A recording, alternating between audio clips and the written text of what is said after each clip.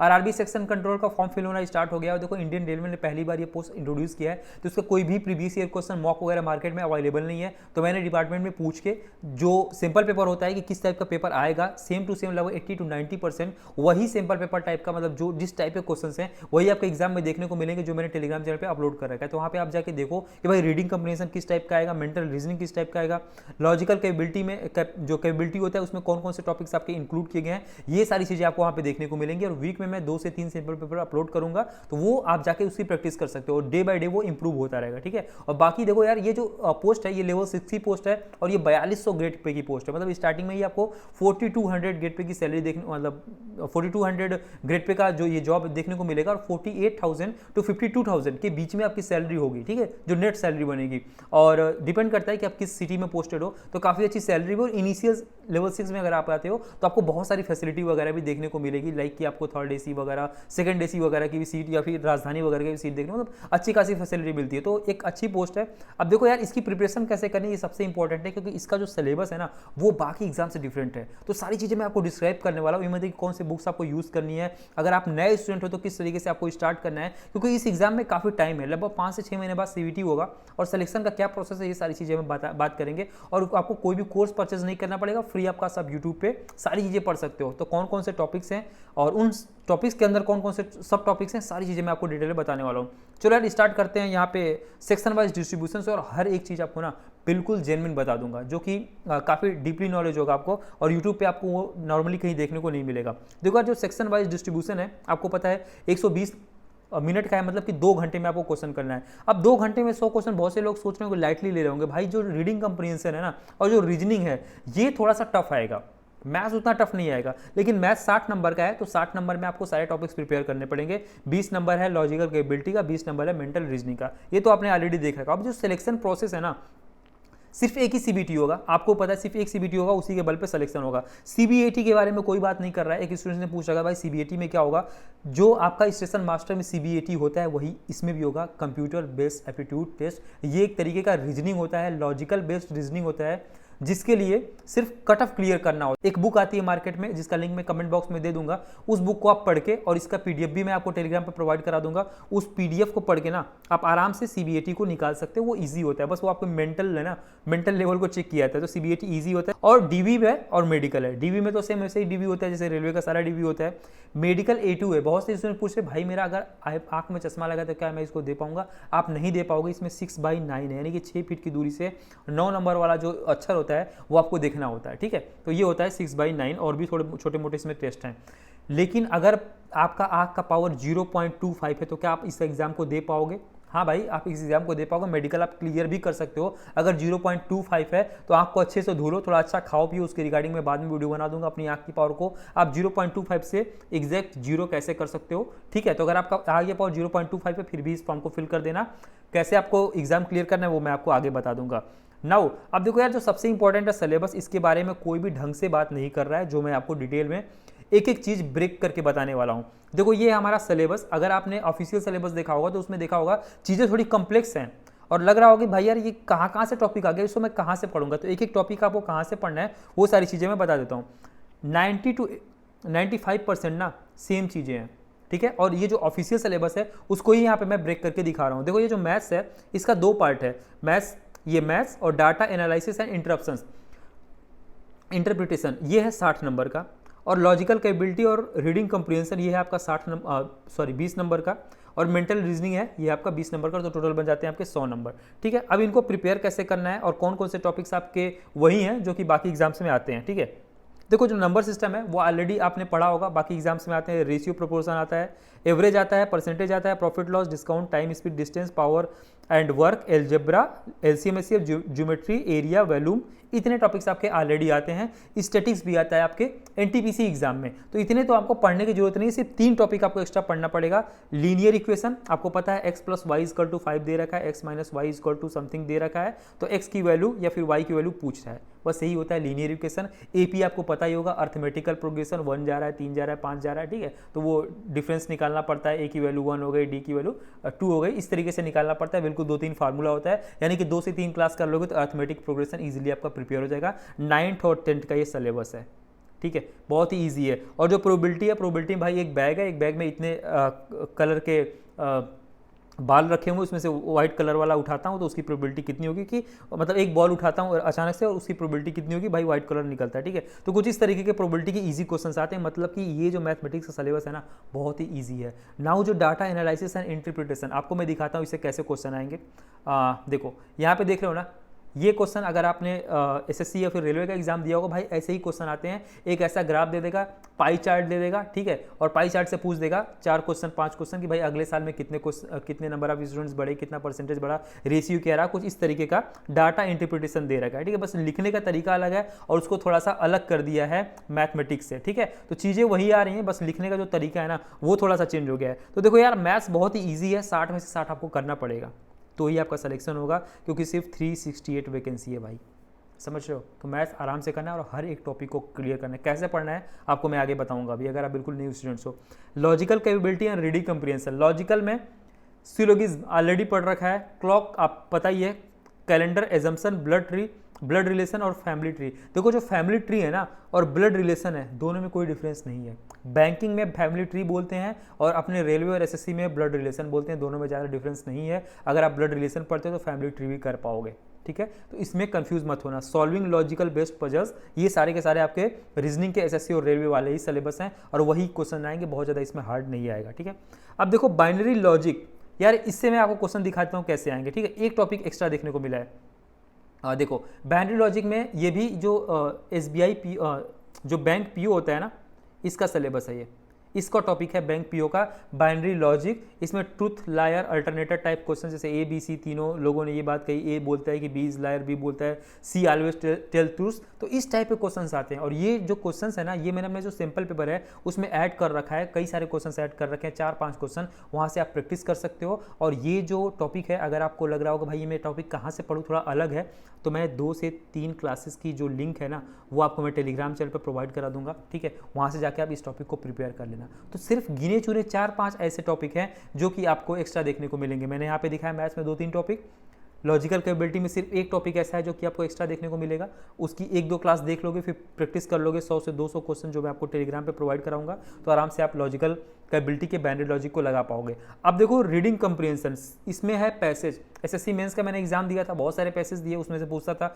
Passage का सार क्या है, पैसेज का जो मेन टॉपिक क्या है। ठीक है, ये सारी चीज़ें, पैसेज का एक शीर्षक रखो, मतलब उस टॉपिक का नेम रख दो, तो इस टाइप के कुछ क्वेश्चन आएंगे। और वो जो टॉपिक रहेगा ना, मतलब पैसेज का, वो हिस्ट्री से आ सकता है, सोसाइटी से आ सकता है, लिटरेचर से, साइंस से, मैथोलॉजी, कल्चर, टेक्नोलॉजी, इन्वायरमेंट से वो टॉपिक आ सकता है। और उससे रिलेटेड 4-5 क्वेश्चन आएंगे जो कि बहुत ईजी होता है, लेकिन जो ऑप्शन होते हैं वो बहुत ही पास होते हैं, तो बस आपको ऑप्शन एलिमिनेट करना आना चाहिए। मैं डेली बेसिस पे 1 से 2 आपको पैसेज देता रहूँगा जिसकी आपको प्रैक्टिस करनी है, और एक बुक बना के जिसमें 100 से 200 के आसपास पैसेज आएंगे, वो भी मैं आपको प्रोवाइड करा दूंगा एग्जैक्ट आपके एग्जाम के पॉइंट ऑफ व्यू से, और बिल्कुल चीज़ें रिलेवेंट होंगी। ठीक है, और बुक्स वगैरह की अगर लिंक मुझे मिलती है कोई अच्छी, तो वो भी मैं प्रोवाइड करा दूंगा, क्योंकि स्टेट गवर्नमेंट की जब मैं प्रिपरेशन करता था तो रीडिंग कंप्रीहेंशन काफ़ी अच्छा हो गया था। अब देखो mental reasoning, same to same analogy, series, coding, decoding, ranking, arrangement. ठीक है, तो अब यहाँ पे मैं जब चीज़ों को ब्रेक किया तो ये पाया कि सिर्फ 3-4 टॉपिक ऐसे हैं जो कि अलग से देखने को मिलेंगे, passage, binary, probability, linear equation, arithmetic progression, बस 4 टॉपिक 5 टॉपिक बस थोड़े से मुझे अलग देखने को मिल रहे हैं। अब इनको प्रिपेयर कहाँ से करना, ये सारी चीज़ें मैंने आपको बता दी। अब देखो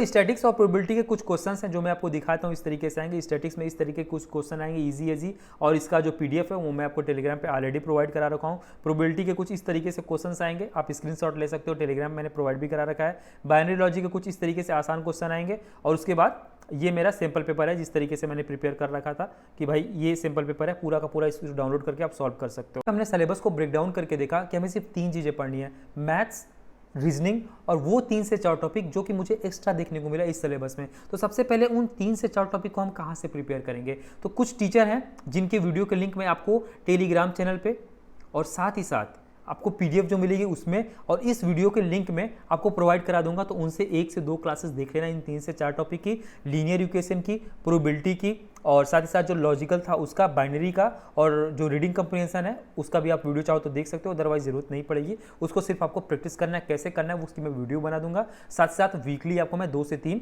रीडिंग कंप्रीहेंशन भी दूंगा, जहाँ से आपको प्रैक्टिस हो जाएगी, और बुक बना के भी मैं आपको अवेलेबल करा दूंगा, ठीक है। तो 3 से 4 टॉपिक की आपको बिल्कुल भी टेंशन नहीं लेना है, और सिंपल पेपर तो मैं आपको रेगुलर बेसिस पे प्रोवाइड कराता रहूंगा। तो ये जो 3 से 4 टॉपिक थे इनका मैंने आपको सोल्यूशन बता दिया। अब जो मैथ्स और रीजनिंग के बाकी टॉपिक्स बचे वो सारे के सारे सेम थे। अब उनके लिए आपको किस टीचर को चूज करना है और साथ साथ किस बुक, कौन सी बुक लेनी है, ये सारी चीज़ें मैं आपको बताता हूँ। देखो, सबसे पहले टीचर का आपको चूज करना है। अगर आप न्यू एस्पिरेंट हो ना तो ही आपको टीचर का सहारा लेना है, अदरवाइज आप ऑलरेडी पढ़ रखे हो, आपका बेसिक वगैरह प्रिपेयर है, तो फिर से आपको टीचर की जरूरत नहीं है। आप सिर्फ और सिर्फ प्रैक्टिस करो खुद से, जब तक प्रैक्टिस नहीं करोगे आपका सिलेक्शन नहीं होगा, ठीक है, सबसे इंपॉर्टेंट चीज़।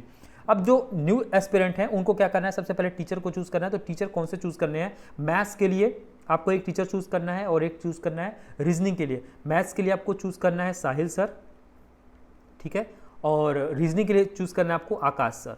आपको कोई और अच्छा लगता है तो आप भी उसको भी चूज कर सकते हो, लेकिन मैं आपको सारी चीज़ें जेन्युइन बता रहा हूँ। मैं इनको चूज करने के लिए मैंने क्यों बताया, और ये जो आकाश सर है ये साहिल सर के ही चैनल पे पढ़ाते हैं, क्योंकि ये जो टीचर है ना, इनका आप नए स्टूडेंट हो तो आपको प्लेलिस्ट ढूंढने में, आपको नया कंटेंट ढूंढने में प्रॉब्लम आएगी। फ्री में अगर आपको पढ़ना है तो इनकी जो प्लेलिस्ट है उसमें सब कुछ अरेंज वाइज पढ़ा हुआ है, मतलब नंबर सिस्टम से लेके एडवांस मैथ तक का सारा क्लास बिल्कुल अरेंज में पढ़ा हुआ है। बाकी जो टीचर्स हैं वो कोर्स वगैरह का थोड़ा चक्कर होता है, तो वो जो कंटेंट है वो थोड़ा सा रैंडमली डालते हैं, कभी परसेंटेज डाल दिया, डिलीट कर दिया, कभी 8 घंटे का डाल दिया, कभी 2 घंटे का डाल दिया। लेकिन इनका जो क्लास है वो बिल्कुल सीरीज वाइज पढ़ा हुआ है, तो इनसे आप देख के अपनी बेसिक्स अच्छी कर सकते हो। उसके बाद आपको प्रैक्टिस करनी है, तो आपको साहिल सर देखना है मैथमेटिक्स के लिए और आकाश सर देखना है रीजनिंग के लिए। अब बुक्स कौन सी आपको यूज करनी है, मैं नए स्टूडेंट्स के लिए बता रहा हूं जो कि पहली बार प्रिपरेशन कर रहे हैं, क्योंकि उनको थोड़ा सा बेसिक से प्रिपेयर करना होगा। बेसिक जब तक तैयार नहीं होगा तब तक वो आगे नहीं बढ़ पाएंगे। तो इंटरेस्ट आना बहुत ज्यादा इंपॉर्टेंट है, और हल्के हल्के सवाल से आपको स्टार्ट करना पड़ेगा, क्योंकि एग्जाम में भी टाइम है। तो जो लोग नए हैं वो लोग भी इस एग्जाम को इजिली क्लियर कर सकते हैं। 5 से 6 महीने का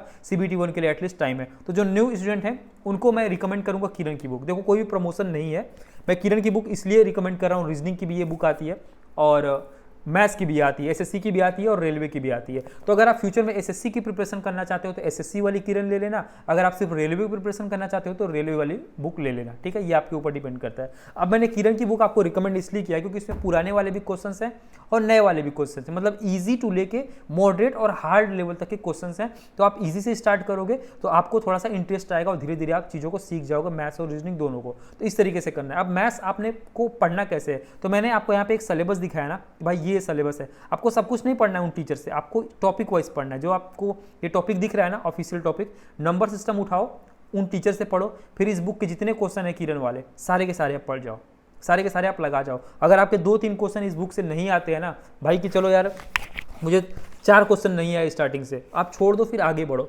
इस तरीके से आपका मैथ प्रिपेयर होगा, इसी तरीके से आपका रीजनिंग प्रिपेयर होगा। तो जितने क्वेश्चन नहीं आते जाते उनको छोड़ के आगे बढ़ते जाओ, और 200-300 क्वेश्चन जितने भी हैं उस टॉपिक के प्रिपेयर कर लो। फिर अगला रेशियो एंड प्रोपोर्शन उठाओ, फिर उसको करो, वीडियो देखो, फिर इस बुक से करो, फिर अगला एवरेज उठाओ, फिर इस बुक से करो। ऐसा नहीं कि टीचर जो भी पढ़ा रहा सब पढ़ते जाओ, जो यहाँ पे टॉपिक दे रखा है ऑफिशियल उसी को पढ़ाओ। और ये पाई चार्ट भी अच्छे से देख लेना टीचर का, और उसके बाद करना है, क्योंकि पाई चार्ट लास्ट में पढ़ना है आपको, ठीक है। इसीलिए मैंने इसको आगे लिख रखा है, क्योंकि पाई चार्ट में आपके रेशियो, परसेंटेज, प्रॉफिट लॉस सब कुछ यूज होता है, ठीक है। इसलिए इसको बिल्कुल लास्ट में पढ़ना है, वो इन सारी बुक्स में दिया हुआ है, तो आप इसको कर लेना। मैं वैसे रिकमेंड करूंगा कि आप SSC वाली परचेस करोगे तो ज़्यादा बेटर है, क्योंकि उसमें पाई चार्ट वाले क्वेश्चंस भी ऐड हो रखे हैं, लीनियर इक्वेशन से भी क्वेश्चंस है, तो वो आपके लिए ज़्यादा बेनिफिशियल रहेगा। अब बाकी वो स्टूडेंट जो कि ऑलरेडी पढ़ रखे हैं, जिनका कुछ प्रिपेयर है, तो वो पिनेकल की बुक परचेस करो। अगर आपको बुक लेना है तो की मैं बात कर रहा हूँ, पिनेकल की रेलवे भी आती है और मतलब SSC भी आती है और मैथ्स और रीजनिंग सारी आती है। तो आपको अगर आप SSC की प्रिपरेशन करना चाहते हो तो SSC वाले ले लेना, अदरवाइज आप रेलवे ले सकते हो।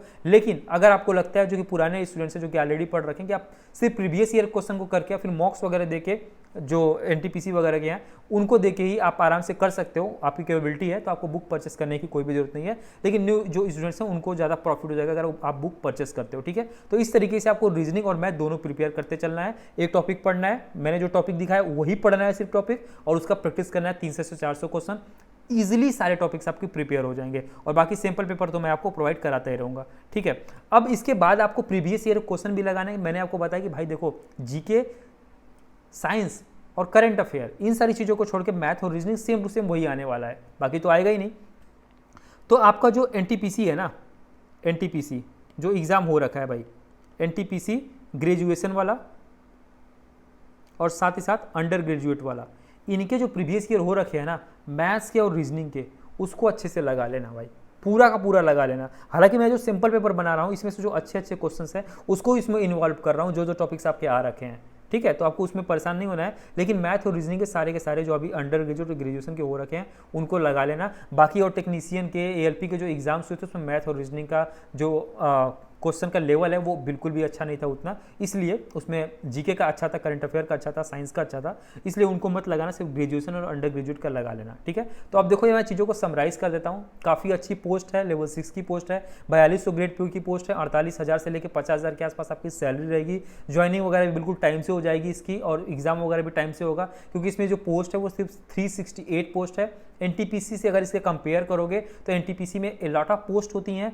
ए लॉट ऑफ कैटेगरी होती हैं, वो बहुत सारे जोन्स में अलग अलग चीज़ें होती हैं, तो आपको एग्जाम में भी टाइम लगता है, एनटीपीसी के ज्वाइनिंग में भी टाइम लगता है, टाइपिंग भी होता है, सीबीएटी भी होता है, और बहुत सारा प्रोसेस होता है। लेकिन ये एक एग्जाम है, सबके लिए सेम एग्जाम होगा, इसीलिए सारी चीज़ें बिल्कुल जल्दी निपट जाएंगी, तो इसकी दबा के प्रिपरेशन करो, ठीक है। लेकिन 368 वैकेंसी है तो काफ़ी ज़्यादा आपको स्ट्रगल करना पड़ेगा। जो चीज़ें मैंने बताई वो विदाउट किसी प्रमोशन के बिल्कुल मैंने आपको जेन्युइन बताई है, तो उसी के अकॉर्डिंग आप प्रिपेयर करो, ठीक है। और देखो आप यहाँ पे बिल्कुल बेसिक जब प्रिपेयर कर लोगे ना 2 से 3 महीनों में, 4 महीनों में, जितना जल्दी हो सके उतना जल्दी आप मॉक के लिए, प्रीवियस ईयर क्वेश्चन के लिए प्रिपेयर हो जाओगे, ठीक है। तो आप इस तरीके से पढ़ो। आपको जो जब तक आपके टेक्स्ट बुक में मॉक वगैरह नहीं आते हैं तब तक मैं आपको बिल्कुल रिलेवेंट और जेन्युइन सिंपल पेपर प्रोवाइड कराता रहूँगा। रीडिंग कंप्रीहेंशन और 3-4 जो टॉपिक थे वो मैं प्रिपेयर कर दूंगा। टेलीग्राम चैनल का लिंक आपको कमेंट बॉक्स में मिल जाएगा।